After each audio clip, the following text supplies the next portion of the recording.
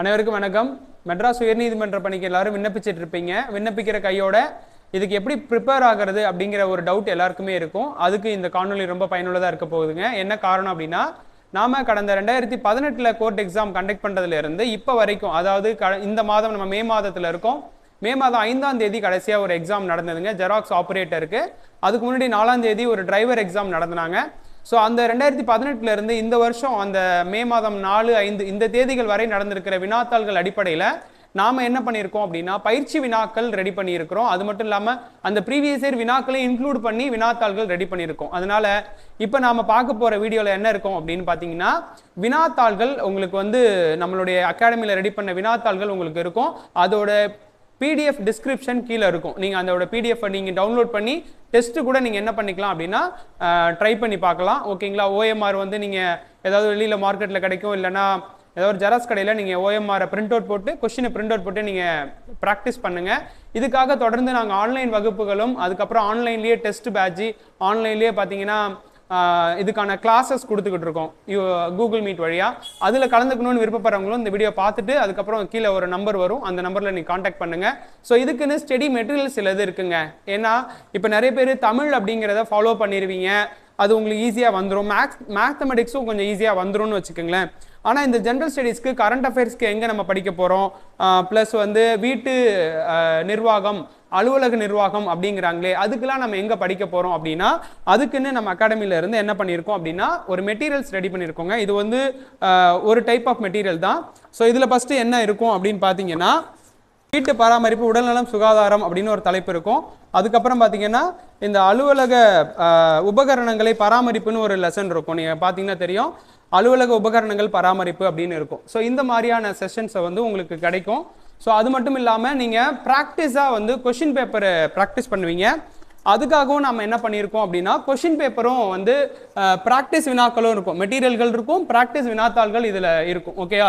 அதை ப்ராக்டிஸ் வினாத்தாள்கள் மட்டும் உங்களுக்கு டிஸ்கிரிப்ஷனில் இருக்கும். மெட்டீரியல் வேணும், ஆன்லைன் கிளாஸஸ் வேணும்னா நீங்கள் காண்டாக்ட் பண்ணிக்கலாம். ஸோ அடுத்தது இப்போ இதுதான் ஒரு மாடல் கொஷின் பேப்பர்ஸ். இதில் எப்படி இருக்கும் அப்படின்னா, 2018 இருந்து இந்த வருஷம் 5ஆம் தேதி வரைக்கும் நடந்திருக்கக்கூடிய எக்ஸாமினேஷனில் கண்டக்ட் பண்ண கொஷின்ஸ் எல்லாத்தையும் ஃபில்டர் பண்ணி முக்கியமான கொஷின்ஸும் இதில் இன்க்ளூட் பண்ணியிருப்போம். அது மட்டும் இல்லாமல் அவங்க எங்கேருந்தெல்லாம் கான்சன்ட்ரேட் பண்ணி எடுத்திருக்காங்களோ அந்த இடத்த நாங்களும் கான்சன்ட்ரேட் பண்ணி அதில் இன்னும் வேற என்னென்ன அடுத்தடுத்த எக்ஸாமில் கேட்க வாய்ப்பு இருக்கோ அந்த கொஷின்ஸும் இதில் இருக்கும். ஓகேங்களா? இதெல்லாம் இப்போ உங்களுக்கு நாங்கள் ரீட் அவுட் பண்ணி காட்டுவோம், அதுலேயே உங்களுக்கு புரிஞ்சிடும். ஸோ அதனால் இது மாதிரியான கொஷின் செட்டப்ஸ் உங்களுக்கு பிடிஎஃப்ல இருக்கும். ஒரு கொஷின் செட்டப் மட்டும் இந்த பிடிஎஃப்ல இருக்கும். நீங்கள் டவுன்லோட் பண்ணி ப்ராக்டிஸ் பண்ணுறதுக்காக அதை நாங்கள் கொடுத்துருக்கோம். ப்ராக்டிஸ் பண்ணிவிட்டு அதில் இருக்கிற கமெண்ட் பாக்ஸில் கமெண்ட் பண்ணுங்கள். ஓகேயா? ஸோ அதனால் இந்த எக்ஸாமினேஷனில் நீங்கள் எல்லாரும் சக்ஸஸ் ஆகிறதுக்கு இந்த ஒரு ப்ராக்டிஸ், இந்த கொஷின் பேப்பர் ப்ராக்டிஸ் ரொம்பவே ஹெல்ப்ஃபுல்லாக இருக்கும் அப்படின்னு நம்புகிறோம். வாங்க கொஷின் பேப்பர் அனலைஸ்க்கு போகலாம். ஸோ இது நம்மளுடைய அகாடமியில் ரெடி பண்ண கொஷின் செட்டப்புங்க. இதில் ப்ரீவியஸ் இயர் கொஷின்ஸும் இருக்கும். ப்ளஸ் அவங்க எதுலேருந்து ஃபோக்கஸ் பண்ணி எடுக்கிறாங்களோ அதை ஃபோக்கஸ் பண்ணி நாமளும் என்ன பண்ணியிருப்போம் அப்படின்னா, இதுக்காக கொஞ்சம் ரிஸ்க் எடுத்து சில கொஷின்ஸ் அவங்க இனி வரக்கூடிய தேர்வுகளில் எங்கேருந்தெல்லாம் கேட்க போகிறாங்க அப்படிங்கிறது இன்க்ளூட் பண்ணியிருக்கோம். அதனால் இது ஒரு ப்ராக்டிஸ் கொஷினாக நீங்கள் ஞாபகம் வச்சுக்கோங்க. ஸோ இதில் கொஷின்ஸ் எல்லாம் பொது அறிவு பகுதியிலேருந்து இதில் ஒரு சாம்பிளுக்கு கொடுத்துருக்குறோம். இந்த கொஷின் பேப்பருக்கு கீழே உங்களுக்கு என்ன கிடைக்கும் அப்படின்னா, இது முதல் கொஷின் பேப்பர். 2வது கொஷின் பேப்பருடைய ஒரு ப்ராக்டிஸ்க்காக நாங்கள் என்ன கொடுத்துருக்கோம் அப்படின்னா, ஒரு ப்ராக்டிஸ் கொஷின் பேப்பர் கொடுத்துருப்போம். அதையும் நீங்கள் டவுன்லோட் பண்ணி நீங்கள் ப்ராக்டிஸ் எடுத்துக்கலாம். இப்போ இதில் வரக்கூடிய கேள்விகள் எல்லாம் இந்த பாடத்திட்டத்தின் அடிப்படையில் உருவாக்கப்பட்ட கேள்விகள்ங்க. என்னென்னா, வீட்டு பராமரிப்பு, சுகாதாரம், உணவு தயாரிப்பு, பரிமாறுதல், தோட்டக்கலை உபகரணங்களை கையாளுதல் மற்றும் பராமரிப்பு செய்யும் முறைகள், நீர் பராமரிப்பு மற்றும் பாதுகாப்பு, வீடு அலுவலக பராமரிப்பு மற்றும் அடிப்படை கொள்கைகள், இந்த தலைப்புகள்லேருந்து இந்த வினாக்கள் இருக்கும். ஸோ முதல் கொஷின் பாருங்கள், பாத்திரங்களை கழுவும் பொழுது. ஸோ இது இப்போது இந்த தோட்ட பணியாளர்கள், வீட்டு பணியாளர்கள், ரெசிடென்டியல் அப்படின்னு சொல்லிடுவாங்க, அந்த மாதிரியான ஜாபுக்காக இந்த மாதிரி கொஷின்ஸ் கேட்குறாங்க. அந்த மாதிரி அப்ளை பண்ணிங்கன்னா, அப்போ பாத்திரம் கழுவும் பொழுது என்ன பண்ணணும்? ஆன்சர் சி பாருங்கள், வாளியில் தண்ணீரை எடுத்து வைத்து கழுவ வேண்டும். ஏன்னா குழாயில் தண்ணி திறந்து விட்டுட்டோ, தண்ணி மெதுவாக திறந்து விட்டுட்டோ கழுவக்கூடாது இல்லையா? அதனால் அப்படி ஆப்ஷனை சூஸ் பண்ணணும். ஸோ அடுத்தது, வீட்டு பயன்பாட்டிற்காக பொருள் வாங்குறவர் யார் அப்படின்னா நுகர்வோரை சொல்லுவோம் இல்லையா? நுகர்வோர். அடுத்தது, இது திருக்குறள்ல இருந்து ஒரு கேள்விங்க. விருந்தினரின் முகம் எப்போது வாடும்? நம் முகம் மாறினாலே அவங்களோட முகம் மாறிடும். அடுத்தது முள் கரண்டிங்கிற போர்க் இருக்கு இல்லையா, அந்த போர்க் மற்றும் கத்தி ஆகியவற்றை விருந்தினரின் மேஜையில் மற்றும் எந்த பக்கத்தில் வைக்க வேண்டும் அப்படின்னு கேட்டிருப்பாங்க. ஸோ அப்போ நம்ம போர்க்கு என்ன பண்ணணும்னா வலது பக்கத்துலேயும் கத்தியை இடது பக்கத்துலேயும், அதாவது வலது பக்கத்தில் கத்தியையும் இடது பக்கத்தில் முள்கரண்டியையும் வைக்கணும் அப்படின்னு சொல்கிறது தான் சரியான ஆன்சர். அடுத்தது பாருங்க, ஜன்னல் கண்ணாடிகளை சுத்தம் செய்ய கீழ்கண்டவற்றுள் எதை நாம் பயன்படுத்தலாம் அப்படின்னு கேட்டிருப்பாங்க. கொலின்ஸ் இருக்கு இல்லையா, கொலின்ஸ் அப்படின்னு சொல்லிட்டு ஒரு கடையில் ஒரு பொருள் விற்குது, அதை வந்து நம்ம பயன்படுத்தினா கண்ணாடி ரொம்ப சுத்தமாக இருக்கும். அடுத்தது கழிவறை இருக்கை, அதை வந்து சுத்தம் செய்வதற்கு எதை பயன்படுத்தி சுத்தம் செய்தால் நல்லா இருக்கும் அப்படின்னா ஹார்பிக் போட்டால் தானே நல்லாயிருக்கும், அதை சொல்லிடணும். ஏன்னா மற்றெல்லாம் துணி அல்லது பாத்திரங்கள் கழுவுறதுக்கான அல்லது கண்ணாடி துடைக்கிறதுக்கான பொருட்கள் இல்லையா. அடுத்தது பாருங்க, கீழ்கண்டவற்றில் கலப்படம் செய்யும் பொருட்களை சரியாக பொறுத்துக்க. இப்போ மிளகு கூட எதை கலப்பாங்கன்னா பப்பாளி விதையை கலப்பாங்க, வெண்ணெயில் வனஸ்பதியை கலப்பாங்க, மிளகாய் தூளில் வந்து செங்கல் பொடியையும் பாலில் சோப்பு பொடியான டிடர்ஜென்ட்டையும் கலப்பாங்க. அப்போ ஆப்ஷன் டி. அடுத்தது, சமைக்கும் போது கொதி நீரில் ஏற்படும் தீக்காயங்களுக்கு உடனடியாக நம்ம செய்ய வேண்டிய வீட்டு வைத்தியம் அப்படின்னா எதை பண்ணலாம் அப்படின்னா தேன் தடவுனா அதுக்கப்புறம் அந்த என்ன இருக்காது, அந்த தீக்காயம் பட்ட ஒரு தழும்பு வரும் இல்லைங்க, அது வராமல் இருக்குங்க தேன் தடவுனா, அதனால தேன் ஆப்ஷன் கொடுத்துருக்காங்க. அடுத்தது, எம்ஆர்பினா என்ன அர்த்தம் அப்படின்னு கேட்டிருப்பாங்க. M for maximum, R for retail, P for price. So அதனால மேக்ஸிமம் ரீட்டைல் ப்ரைஸ் அப்படின்னு சொல்கிறது தான் அதோடைய அர்த்தம். அடுத்தது, ஒரு டேபிள் கரண்டிங்கிறது எத்தனை தேக்கரண்டிக்கு சமம் அப்படின்னு கேட்டிருப்பாங்க. 3 தேக்கரண்டிக்கு சமம். அடுத்து, தென்னிந்திய பாரம்பரிய முறைப்படி ரசத்தை எந்த பாத்திரத்தில் சமைக்கும் போது நறுமணமும் சுவையும் கிடைக்கிறதுனா ஈய பாத்திரத்தில் சமைக்கும் போது நறுமணமும் சுவையும் அதிகமாக இருக்கும் அப்படின்னு ஆன்சர் டிக் பண்ணணும். அடுத்தது, நம் பழங்களை எப்போது சாப்பிடலாம்? சாப்பாடு சாப்பிட்றதுக்கு முன்னாடி சாப்பிடலாம். அடுத்தது, ரொம்ப சுத்தமான அரிசி எது அப்படின்னு கேட்டாங்கன்னா ரேஷனில் கிடைக்கிற புழுங்கல் அரிசி தான் சுத்தமான அரிசிங்க. என்ன காரணம்னா நம்ம பையரிசி வாங்குகிறோம், அந்த பையரிசிலாம் வந்து பாலிஷ்டு அரிசியாக இருக்கும், அதனால் அந்த அரிசியிலலாம் பெருசாக சுத்தம், அதாவது சத்து இருக்காதுங்க. B1 அப்படின்றது தான் தீட்டப்படாத புழுங்கல் அரிசியில் இருக்கிற வைட்டமின். ஏன்னா தீட்டப்பட்ட அரிசிகளில் B1 எடுத்துருவாங்க, அதனால் B1 இருக்கிறது தான் சுத்தமான அரிசி, அப்படி ஞாபகம் வச்சுக்கணுங்க, கலரை வச்சு யோசிக்கக்கூடாது.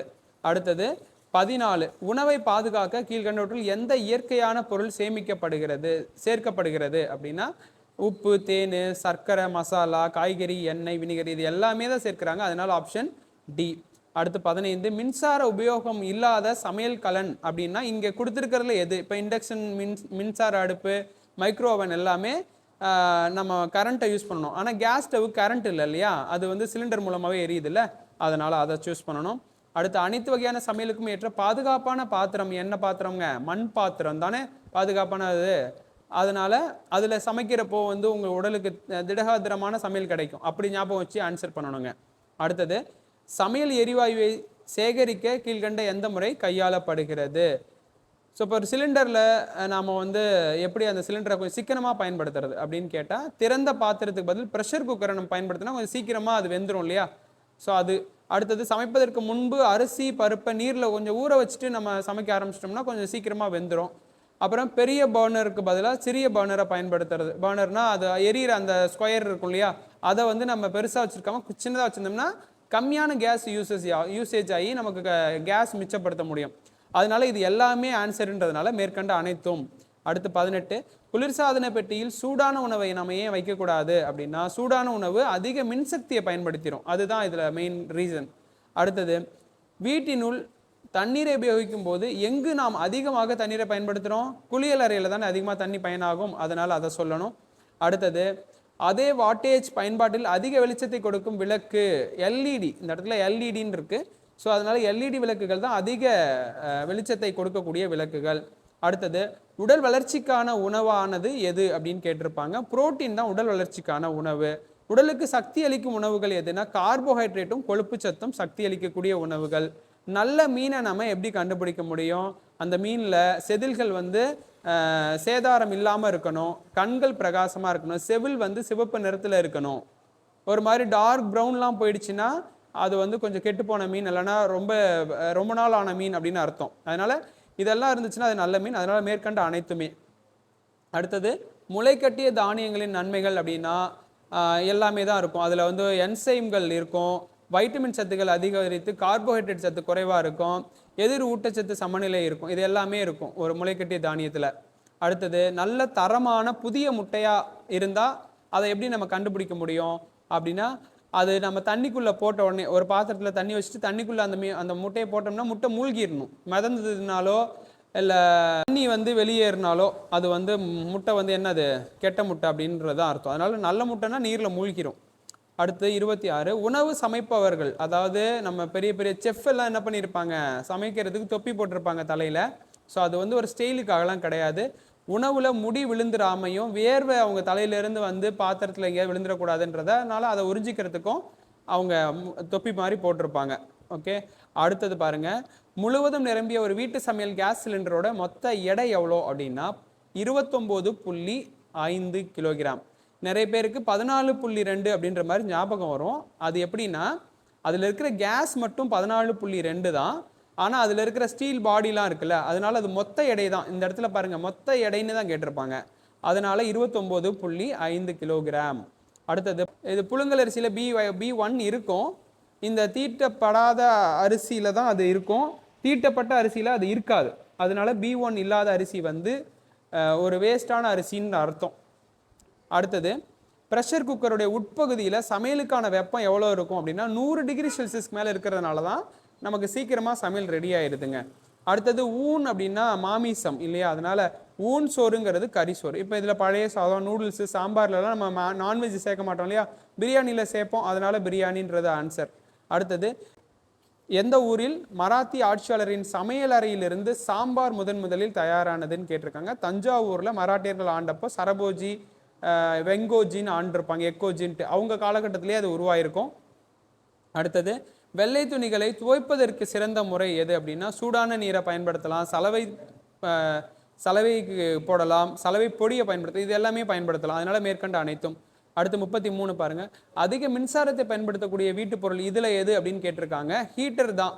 நம்ம தண்ணியை சூடுபடுத்துறதுக்கு ஹீட்டர் யூஸ் பண்ணுவோம் இல்லையா, அதுதான் அதிக மின்சாரத்தை பயன்படுத்துகிற ஒரு பொருள். அடுத்தது, நம்ம விவசாய ஃபேமிலியாக இருக்கிறோம் அப்படின்னா வெண்டைக்காய் பயிர்கள் நம்ம விவசாய நிலத்தில் எவ்வளோ நாள் கழித்து விளையும் அப்படின்னு கேட்டிருக்காங்க. கிட்டத்தட்ட அதுக்கு 4 மாதங்கள் ஆகும். அடுத்தது 35 பாருங்க, பழம் காய்க்கும் மரங்கள் எப்போது காவத்து செய்ய வேண்டும். காவத்துனா பழங்காய்ச்ச பிறகு அதை வெட்டிடுவாங்க இல்லையா, வெட்டிட்டு அதுக்கு ஏதாவது ஒரு ப்ராசஸ் செய்வாங்க. அப்போது அது வந்து பார்த்தீங்க அப்படின்னா பழங்கள் அறுவடை முடிந்த பின்னர். அதுக்கு வந்து பி ஆன்சர், அதை நோட் பண்ணிக்கோங்க. அடுத்தது, பட்டுப்புழுக்களுடைய உணவு அப்படின்னா அது மல்பெரி இலைகளை தான் சாப்பிடும். பட்டுப்புழுக்களோட உணவு மல்பெரி இலைகள். அடுத்தது, ஊட்டச்சத்துக்களுடைய வகைகள் அப்படின்னம்னா மொத்தம் 6 வகை ஊட்டச்சத்துக்கள் இருக்குங்க, அதை நோட் பண்ணிக்கோங்க. அடுத்தது, கீழ்கண்டவற்றுள் எந்த ஒன்று மட்காத பொருள். இப்போ பழத்தோலோ துணியோ மரமோ எல்லாம் மட்கிரும். நெகிழிங்கிறது பிளாஸ்டிக், அது மக்காது. அடுத்து 39 பாருங்க, டேஸ் என்னும் அமைப்பு சுவாச பாதைக்குள் உணவு செல்வதை தடுக்கிறது. எபிக்லாக்டிஸ், இது வந்து குரல் வளை மூடின்னு சொல்லுவோம். இது வந்து உணவு செல்வதை தடுத்துரும். அடுத்தது பாருங்க, பொருத்துக்களை வந்து vitamin A, B, C, D, E இதெல்லாம் என்னென்ன நோயை வந்து இதோடைய குறைபாடு என்னென்ன நோய் கொண்டு வரும் அப்படின்றதான் கேள்வி. அப்போ வைட்டமின் A வந்து மாலைக்கண் நோயை கொண்டு வரும். வைட்டமின் B வந்து பெரிபெரியை கொண்டு வரும். வைட்டமின் C ஸ்கர்வியை கொண்டு வரும். வைட்டமின் D ரிக்கட்ஸ் கொண்டு வரும். வைட்டமின் E வந்து மலட்டுத்தன்மை கொண்டு வரும். அதனால ஆப்ஷன் A. அப்புறம் பாக்டீரியா நோயாக இல்லாத ஒன்று எது அப்படின்னா டெட்டனஸ், நிமோனியா, டைஃபாய்டு இதெல்லாம் பாக்டீரியா நோய்கள். இன்ஃப்ளூயன்ஸான்றது வைரஸ் நோய், அதனால அதுதான் தப்பான ஆன்சர். அடுத்தது, ஒருவர் தனது வாழ்நாளில் எவ்வளவு தகவல்களை மூளையில் சேமிக்க முடியும் அப்படின்னா கிட்டத்தட்ட 100 மில்லியன் தகவல்களை சேமிக்க முடியுங்கிற பி ஆப்ஷன். அடுத்து, ரெட்ரோ வைரஸ் அப்படின்னா RNA அப்படின்றத சொல்லுவாங்க. நடக்கிறது, ஓடுறது, மெல்றது இதுக்கெல்லாம் எந்த பார்ட் நம்ம உடம்புல உதவுது அப்படின்னா எலும்பு மண்டலம் உதவுது. அடுத்தது, மனிதனுடைய எலும்புகளுடைய எண்ணிக்கை 206. ஆனால் ஒரு குழந்தையா இருக்கும்போது 300க்கு மேலே இருக்கும். அதுக்கப்புறம் நம்ம வளர்ந்த பிறகு 206 மாறிடும். இயற்கையான நிலவாழ் சூழ்நிலை மண்டலத்துக்கு இது எடுத்துக்காட்டு என்னவா இருக்கும் அப்படின்னா காடு இயற்கையானது இல்லையா, அப்போ தோட்டம், குளம், மீன் வளர்ப்பு தொட்டிலாம் நாமளாக உருவாக்குறது. அடுத்து 47 பாருங்க, இறந்த விலங்குகள் மற்றும் தாவரங்களை உணவாக உட்கொள்வது எது அப்படின்னா சிதைப்பவை தானே உட்கொள்ளும், அதனால. அடுத்து 48, நறுமண பொருள் அப்படின்றது இதில் எது. இப்போ தேக்கு, பருத்தி, நெல்லி எல்லாம் பார்த்தீங்கன்னா நறுமண பொருட்களில் வராது. நம்ம வந்து சாம்பாரில் பயன்படுத்துகிற ஒன்று அப்படின்னு பார்த்தோம்னா ஓமம் தானே வரும், அந்த மாதிரி. ஸோ ஓமம் சாம்பார்னுக்கு இல்லை, இப்போ நறுமணப் பொருட்களில் ஓமம் அப்படிங்கிறது ஒரு வகையான நறுமணத்தை கொடுக்கும்ல, அது மாதிரி ஞாபகம் வச்சுக்கணுங்க. அடுத்து 49, 50% சணல் உற்பத்தியில் ஈடுபடக்கூடிய இந்திய மாநிலம் கீழ்கண்டவற்றுள் எது அப்படின்னா மேற்கு வங்காளம் தான் 50% சணல் உற்பத்தி. மீதி மாநிலங்கள் நடக்குது, பட் ஆனால் கொஞ்சம் ரேஷியோ கம்மி. அடுத்தது 50வது மற்றும் கடைசி கேள்வின்னு பார்த்தோம்னா பிளைவுட்டுன்னு நம்ம அடிக்கடி பயன்படுத்துகிறோம். இப்போ பிளைவுட்டுன்ற ஒரு வேர்டுடைய தமிழ் சொல் என்ன அப்படின்னா ஒட்டுப்பலகை அப்படின்னு சொல்லுவாங்கங்க. அவ்வளோதாங்க. ஸோ இதில் உங்களுக்கு இந்த கேள்வி இந்த 50 வினாக்கள்லேருந்து வரக்கூடிய தேர்வுகள்லையும் கேள்விகள் ஒரு சில கேள்விகள் இடம்பெற வாய்ப்பு இருக்குது. இந்த வீடியோவுக்கு கீழே ஒரு டிஸ்கிரிப்ஷனில் உங்களுக்கு இன்னொரு கொஷின் செட்டப் நாங்கள் ப்ராக்டிஸ்க்காக கொடுத்துருப்போம். இது மாதிரி நம்மளுடைய மையம் வந்து இந்த எம்ஹெச்சிக்காக பயிற்சிகள் வழங்கிட்டு இருக்கு. அந்த ப்ராக்டிஸில் உங்களுடைய கொஷின்ஸ் அட்டன் பண்ணுறவங்க என்ன பண்ணுங்க அப்படின்னா அந்த கொஷினுக்கான ஆன்சர் கீ வேணுங்கிறவங்களும் கமெண்ட்ஸ்லேயோ இல்லை வாட்ஸ்அப்லேயோ எனக்கு மெசேஜ் பண்ணுங்கள். அதில் ஒரு நம்பர் வரும், அவங்களுக்கு நம்ம ஆன்சர் கீ அதுக்கு அனுப்பி வைப்போம். ஆனால் தொடர்ந்து எல்லா வகுப்புகளும் உங்களுக்கு வந்து இந்த மாதிரி ஒரு சில முக்கியமான வகுப்புகள் நாங்கள் கொடுக்குறோம். மற்றபடி உங்களுக்கு வகுப்புகள் வேணுங்கிறவங்க அங்கே தெரியக்கூடிய காண்டாக்ட் நம்பரில் எங்களை தொடர்பு கொள்ளுங்கள். நன்றி.